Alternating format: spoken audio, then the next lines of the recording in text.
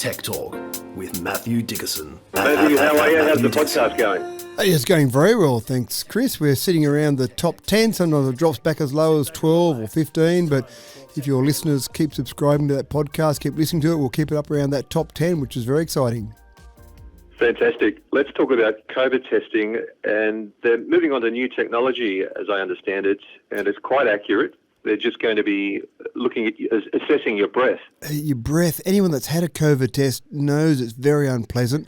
And this is a bit of a problem going forward, because if the testing is unpleasant and people don't want to have the test, then they're less likely to have the test when maybe they should be having the testing. So the researchers around the world have been trying to work on more convenient, easier ways. And there's been some trials being run in Dubai and Amsterdam, in Singapore, about a good old-fashioned breath test, just the same as when you get pulled over by the police for a random breath test. They've got a little handheld machine and they can check your blood alcohol level. So can we check for COVID results from our breath? Well, they're at the point now where they are doing that. And in fact, if you went into Singapore, if we could jump on a plane and go to Singapore right now, when you came in at the airport, there would actually be a breath test there at the airport to check for COVID-19. What they're actually doing, if they do get a positive on that, they then go and do more traditional testing. But if they get a negative, they're confident enough with that testing that they'll let you continue on. And I think as we try and get the world opened up again, even as we try and get New South Wales opened up again, Chris, I think having that easy, convenient, quick test that gives a result within a minute, that's a really important part of trying to combat COVID-19. So once again, hopefully, technology will be at the forefront of the solution to this problem. Now, Matthew, I thought a 75-inch TV was pretty big, but Samsung have a colossal 1,000-inch micro LED display. Big enough for me. It's too big. Too big. And it's not a typo, Chris. It's not 100-inch. It's 1,000-inch, which obviously sounds huge. And we're getting bigger and bigger TVs, as you say, in our lounge rooms now. It used to be 42 inch used to be big, and then it got to 55 and 65, maybe up to 85 now. But this 1,000 inches is not really designed for our lounge room. I'm not sure if many people have a wall in their lounge room that's got enough room to have a 1,000-inch TV. It's obviously designed for commercial applications, retail environments, maybe a shopping centre. One of the things they've had to do with this is make sure that they've had it incredibly bright, because if you do have it in a shopping centre environment, then you've got a fair bit of natural light coming in, so it's got to be bright. To give you an idea, it's 1,600 nits. Now, nits doesn't mean much to most people, but to give you a comparison, a normal OLED TV that you might put in your lounge room, a 65-inch OLED TV, might typically be 1,000 nits. So this is an incredibly bright TV.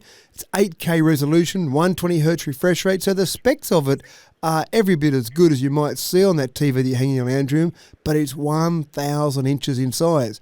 What I was really intrigued about was how much this was going to cost me. And when I was doing the research for this, Chris, I could not find anywhere that I could find a price on this TV. Finally, I found on the Samsung website I could make an application for one of these TVs. So I've filled in the application and I'm waiting for a price to come back. Now, when you've got to go through that much trouble to get a price on something, you know it's not going to be a cheap price. So my estimation here, given the fact that you see TVs of maybe 110, 120 inch hitting $30,000, $40,000, $50,000, I wouldn't be surprised if this TV is $500,000. All right, well, let's move on to something else that'll probably never happen. What happens when your 30-year-old computer dies and it's 540 kilometres above the Earth? It's a bit of a problem, isn't it?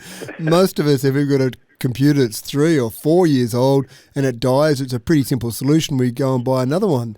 Maybe we try and get our backup and transfer some data across, and that's about it. But we've got the convenience that we're right beside our computer. It's not 540 kilometres away, and it's not above the Earth in an orbit doing some wonderful work out there, but trying to get access to it is the problem. The NASA's Hubble Space Telescope has been doing some wonderful work over the last 30 years, giving us unbelievable images of the universe, but it's relying on computers, as you can imagine. And when one of those computers dies, they've got backup computers. That's all great. But how do you get access to it when the computer that you use to get remote access to the telescope actually dies? And that's been the challenge for NASA over, get ready for it, the last month. The main computer died, and trying to get access to the Space Telescope, to get access to the secondary computer, to get that to change over and take control has been a major drama for them. And they finally managed to do it. So happy days for NASA, happy days for people across the world that have used the Space Telescope. They've now moved over to their backup computer. And you've got to think about it, this was launched 30 years ago. So the computer that's on there is a 1980s sort of style computer. It's not something that's modern like a computer we might have now. So it's got limited memory, it's got limited processing capabilities. So certainly a very old computer. It's not that easy just to go and slip a new computer in when it's 540 kilometres above the Earth. But it's all back up and running now. It'll keep running for a little while. We've got another one that NASA will be launching, hopefully by the end of this year, to replace the Hubble, and that will be the James Webb Telescope. And you can imagine the technology's moved on a long way from the Hubble when it was launched. All the computing power's moved on. So the images we get now from Hubble will seem like amateur photos compared to what the James Webb will give us. It's Tech Talk with Mathew Dickerson.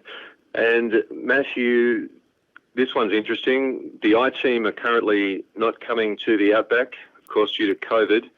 So people aren't getting their optometrist appointments in. But there is a solution from one firm. Yeah, there's one firm. Unfortunately, they're only in the USA and Canada. But one of the issues, obviously, when you go to see your optometrist, you've got a few standard questions you answer in relation to headaches and just some general health questions. And then, of course, you sit down in the chair and they put up various letters at various sizes on the wall, and then they give you various options in terms of the style of glass or how strong the glasses you might need. Well, it's a bit hard to get into the optometrist at the moment, and obviously if you've got visiting optometrists or even just getting into an optometrist to actually go and do a visit with COVID around, obviously many people aren't doing that. But this particular company allows, via your mobile phone, to do a full eye test. The really clever thing about it, Chris, is that it actually judges how far away the phone is from your face, because it can use some clever algorithms to actually work out exactly that distance, and then it gives you the display of lettering that would be appropriate at that length to do a full eye test. At the end of that full eye test, it says what strength glasses you might need, and then, not surprisingly, you can actually use their website to order those glasses and get them shipped out. So it's a clever way for that particular company to get more business for them, but I just like the idea that you can just sit there with your mobile phone and do a full eye test, one that's good enough to actually recommend the style or the strength of glasses you might need sitting there on your phone. So we're coming up with all these different solutions, Chris. We're coming up with different ideas on how we might do things because of COVID-19, and some of these things might stick around for a long time after COVID-19. Now, this next topic, I heard something on this in the news the other day, and for people out there listening this morning, do you realise the energy that is at your fingertips, literally?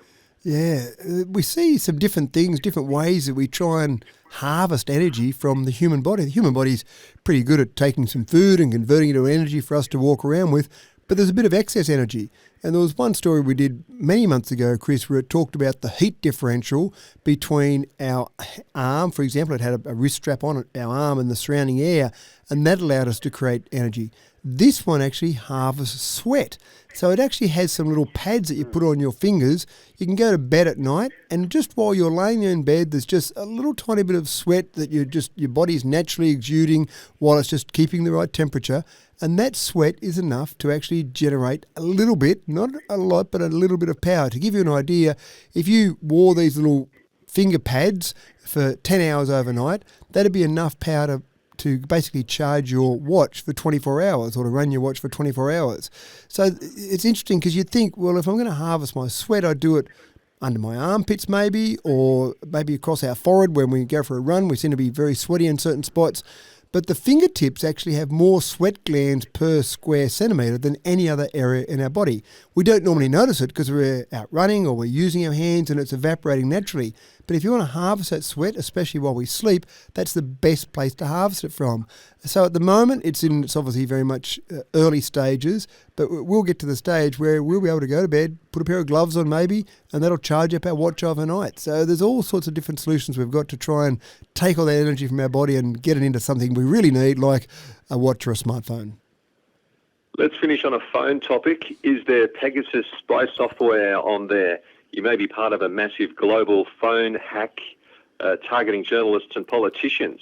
This private spy software is sold by an Israeli company, and it's quite legit software. It's sold to governments around the world who are trying to keep an eye on, say, terrorists, for example, that might be in their country. There's a bit of suspicion that they're basically selling the software to anyone. So anyone that's out there trying to find out what journalists are talking about, what politicians are talking about, then this Pegasus software has been found on about 50,000 phones around the world, on, as I said, on politicians' phones, on journalists' phones, on activists' phones. And you can think about, well, look, it doesn't matter. I'm not doing anything wrong, so why do I care if someone's looking at what I do? But you can just imagine, for example, a journalist. He might be talking to a source about a story, might be developing a story, researching a story. Suddenly all that information that's going through that process, including the identity of someone that might be giving them some information, is all being leaked out there, possibly to someone else who might have some other intent for those people. Politicians the same, talking about decisions that might be going through a government. That'd be very handy in the hands of some people, some organisations around the world, tender documents, that type of thing. So it's pretty scary stuff. But again, it's one of those things that you wouldn't even know it was on there. Most people think with phishing, for example, they've got to click on a link, they've got to actually do something.